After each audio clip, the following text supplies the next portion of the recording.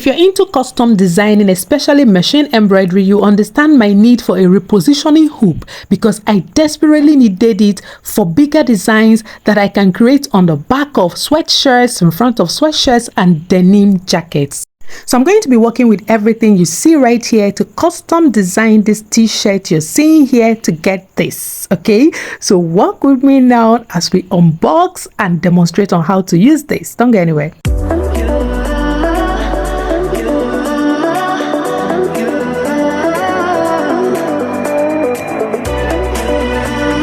Hey lovelies, this is Annie with Annie Marie. If you're new here, you're welcome. Do well to subscribe to our channel, and if you're a returning subscriber, thank you so much for your continued support. So this is NewBrothread embroidery 4-in-1 machine hoop. It's premium embroidery machine hoop made for Brother and other machines that can match. Okay, now if you're going to buy this, they have everything stated, okay, on the description, the machines that can use it, the machines that can fit. So before you buy, make sure you read the description so that you can buy the one that your machine can use. Now this one fits my machine. I normally buy embroiders, but when I wanted to buy for this my particular machine, I couldn't find an embroiders brand.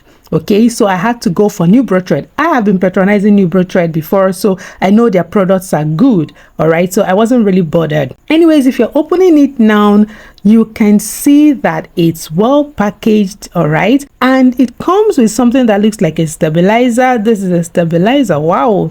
And it's a tear away stabilizer, and it doesn't look like a one piece. I think it's thick enough to be more than one piece anyways, and it has a detailed instruction leaflet that will tell you how to use everything. I just love the fact that it came with this stabilizer. It means if you don't have a tear away stabilizer, you can just use this one to, you know, practice on the go. So on opening it, I think I'm seeing something else like a blue plastic. Okay, so this is the leaflet. As you can see, it gives you the instruction on how to use all the hoops. This is a good one, and it came with grids also from what I can see on the instruction leaflet. Okay, so let me keep that aside. And this is the stabilizer, of course. It's a tear-away stabilizer, and like I said, it looks like more than one piece. It looks like more than one piece here. I'm going to keep that aside. This is a thank you card, and you know, for further information and all whatnot. Okay, now this is a plastic hoop, something that you use to, you know, store your hoops after you've, you know, unpacked them from this package. This is a good one. I love that. Okay, for storage purposes. Now here are the hoops, 4-in-1. This is looking good. Okay, I like this. I looked forward to receiving this, believe me, because I really sincerely needed to create bigger designs. Okay, and I'm so glad I received this.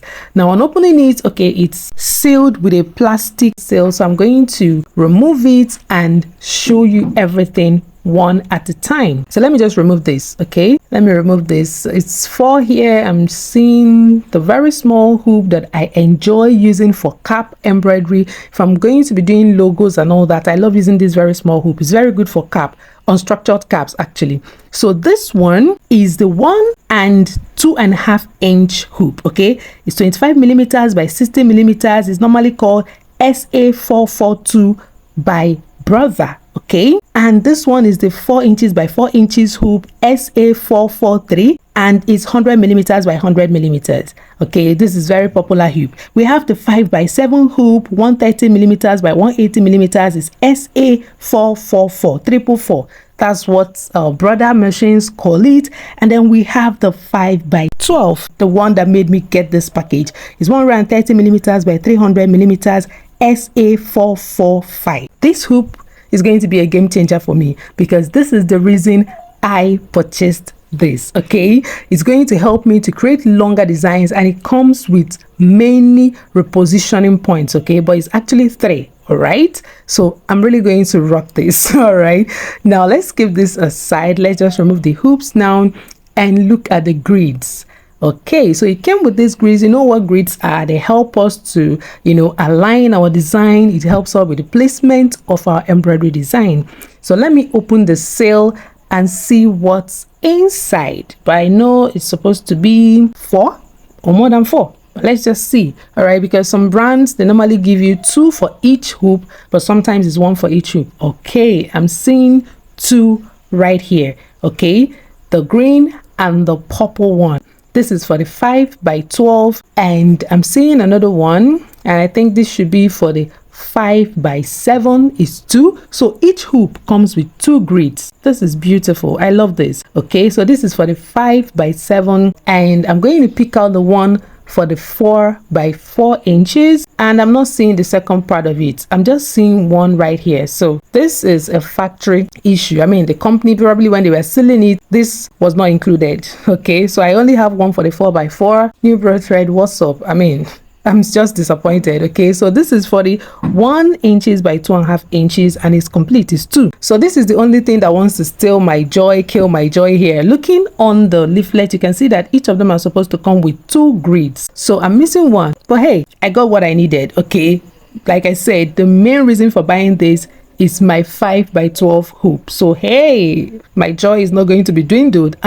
I refuse it. All right, so we're going to be keeping this aside, and let's delve into the business of the day. I'll be creating a new project, and to do that, I have everything I need right here. I have my t-shirt on the mannequin, I have my 20 thread spool holder, I have the repositioning hoop 5 by 12, I have my cutaway stabilizer, the fusible one, and of course my embroidery machine. So let's do this. I'm looking at making a memorial t-shirt for my mom. I had her face digitized, and I'm going to be writing the word mom right under her face with flowers on the left side and on the right side. I believe it's going to be a beautiful t-shirt. I have picked out matching colors for this green t-shirt, because one thing with embroidery is you need to use matching colors. I've also hooped my stabilizer, and we're going to be using floating to design this. Now we'll be needing our grid, okay, in order to map out the placement for our design. All right, I've done that with my water erasable pen. If you don't know how to properly hoop and check out your placement for any design for embroidery, you need to watch a detailed video that I made on that. Okay, I showed you how to use your grid, how to practice this technique, which is floating method for embroidery, and so on. Okay, this is not a detailed video for that. Okay, I have that video linked in my description, and I also try to put a card on the screen right here where you can click on it to watch it later. Now I'm going to make sure that this is well centered, because if it is not well centered, the project is not going to come out looking great. All right, so I'm trying to arrange the hoop right inside it. Know that this hoop is a very big hoop, and I don't want to make any mistakes. Okay, it's advisable to do this on a stable and flat surface so that everything will lay flat and flush. Okay, so I'm trying to make sure that it's well centered, and I'll also locate my point. Now, looking at the place I marked with my water erasable pen, I'm going to make sure that it's going to be well centered. And of course, I'm going to be using my pins to hold the t-shirt down on the hoop. Okay, so I'm going to be taking my pins to pin it very close to the hoop, very close to the hoop, so that by the time the embroidery machine is going to be stitching out my design, it's not going to hit the pins. It's very important. The pins need to go very close to the hoops, okay, just along the hoop. All right, away from the design area, away from where the stitches are going to take place. Now, the essence of marking it is you need that direction to place your pins. Okay, so wherever I'm placing my pins is exactly where I marked, where I'm seeing those erasable pen points. All right, so I will make sure that I pin the 4 corners, and then I'll try to pin extra so that it will be stable and my t-shirt is not going to be moving. And you can see I am done with pinning it, and it's looking perfect. Okay, it's okay. Now, this is a fusible cutaway stabilizer. You can actually use your small iron to iron it to hold it down, okay, to give you a beautiful experience, or you can leave it like this, and after embroidering it, you can now iron it on just to seal your design. Now, I'm going to be raising this. As you can see what I'm doing, I'm trying to remove the t-shirt from under the stabilizer. Don't forget this part, because if you forget it, you're going to be stitching the front and the back of your t-shirt together, and you don't want that. Okay, And the essence of that pin right now, you can see what the pin did. It held my t-shirt down because I didn't fuse it. If you don't fuse it with an iron, please use pins, because if I didn't use these pins now, as I was removing that back, everything is going to fall off. Okay, so now I am placing it right on the machine, and I'm using the hook to hold it onto the embroidery arm, and I am placing the first part of my design. Now this design is divided into 3 parts. I have the first part, the second part, and the third part. Okay, so I am starting from the first part, all right, and it's already there on the machine. Okay, so I'm trying to spread it out, make sure that the t-shirt is not under the needle. Okay, and I'm going to be using my wonder clips to hold down these folds, because if it starts moving, believe me, the needle can catch on anything that is on its way. Okay, so I'm going to be using the bigger wonder clips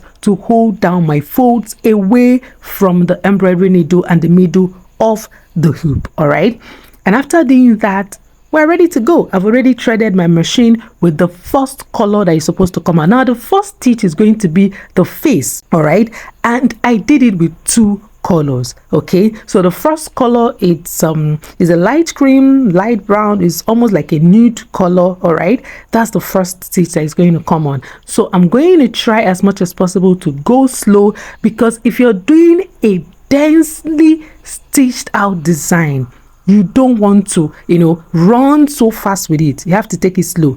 If not, there's a possibility of it crinkling up on you, you know, and I don't really like that. Okay, you might have issues. Slow and steady wins the race in this case. Okay, so I'm starting off now, and so far I think we're good to go, right? It's going to make sense. So let's see how it turns out. Okay, I tried recreating this design in 2021. Okay, I tried digitizing this picture, and it had thousands of stitches. The stitch count was so much that I didn't like it. Okay, so I tried working on it and practicing, and I decided to do it again, and this time around it gave me a lower stitch count. And when I tried it, I tested it on the scrap fabric, it really made sense. I mean, look at it, it's really giving. Okay, one thing with digitizing, especially pictures, is that you have to practice and work on it repeatedly, because they are more difficult to digitize. Okay, if you talk about letters, if you talk about pictures like flowers and all that, they're actually easier than pictures, faces. All right, now this color has finished, and the second color is coffee brown. Now I chose 2 colors, okay, because I really wanted it to be as close to the way the picture looked as possible. She was having a brown head tie right on her head, and she was standing under the sun, and she was smiling. So I looked for 2 colors that would complement her skin tone, and of course the color of the scarf. And I chose this color which is close to her skin tone, and of course the color of the head tie is brown, and you can see it, it's really looking beautiful. I think I tried here. Okay, I'll be doing more of facials right now, because I think I've gotten a very good hang of it. Okay, so the next color, or rather the next design, is going to be the flower on the left side. So I'm going to be doing a bit more of it off camera, just to make this video as short as possible, and it's coming out beautifully. You can see the colors. I used lemon, red, orange, and all that just to make it look beautiful. So this is more like a memorial t-shirt for her. May her soul rest in peace, amen. But it's just something that I used to, you know, keep her memory alive and not forget her, because she was amazing. She was a wonderful human being. Okay, and she was really beautiful. So this is me trying to do the flowers, and this is the last color, which is black. And after this black, this part of the design will be done, and we're going to reposition the hoop. Now that we're done, it's time to reposition the hoop. Now this hoop has 3 parts. The first part is the one that we used just now, so I'm taking it to the second part, which is the middle. Now the middle is going to stitch out the word mom, and I used orange color for it. Okay, so it's going to stitch out right now right under the face. Okay, so I'm going to be changing my color to orange, and we're going to stitch out the word mom, M-O-M, and there it is. Okay, looking beautiful. And now that I'm done with it, I'm going to change it to the last position, which is the 3rd position. Remember, this is a repositioning hoop, and it comes with 1st, 2nd, and 3rd position. In the editing software, it is called P1, P2 and P3. Okay, so the P1 was the first one we used, the P2 is the second one that had the word mom, and the P3 is the one that will have the last design, which is the flower, a replica of the first flower. So the flower is on the left side and on the right side of her face, while under her picture, under her face, we have the word mom. Okay, so this is me trying to complete the design, and so far this hoop is giving me what I want. Now this hoop can contain a design 5 inches by 11.9 inches. The hoop itself is actually 5 inches by 12 inches, but if you're used to repositioning hoops, you will know that you cannot make exactly that same size. Okay, it needs to be like an inch or some few millimeters less than the size of the hoop. Okay, but I'm not doing that size right now. I chose to make this design 4.8 inches, right? Either 4.8 or 4.9 inches by 9 inches. Okay, so I still have like 2 inches or 3 inches away, but I just want it to be like directly in the middle of the chest. Okay, I just want it to be centered like in the middle of the chest, and the embroidery is done now, so all I have to do is to bring it out and show you how it looks like. Okay, so let's now raise our presser foot and bring out the hoop from the machine. Okay, I'm raising the presser foot right now, and I'm gently bringing out our hoop to have a reveal of the end result. And I'm going to be removing my wonder clip because I used it to hold the fabrics together, as you saw earlier. And there we have it. Our design came out perfect. It came out beautiful. I really love this creation, and I'm going to be making more of these facials. Like I said, I'm going to be doing more of digitizing of my pictures, faces and all that, and the back gave me exactly what I wanted. Now this is good stitch out because the back looks amazing. Let me clean it up. And there on the mannequin is our completed project, looking beautiful. I mean, looking at it on the mannequin, I know exactly how it's going to look on me, and it's all thanks to this NewBrothread repositioning hoop. Okay, it's 4-in-1 and it has all the sizes that you need for your single needle embroidery machine. I really love this product, and you can get one for yourself. I hope you enjoyed this unboxing, demo and review video. If you did, give this video a thumbs up, share your thoughts at the comment section. Don't forget to subscribe to our channel. Share this video to people you think may need it. I'll see you in the next one. Ciao.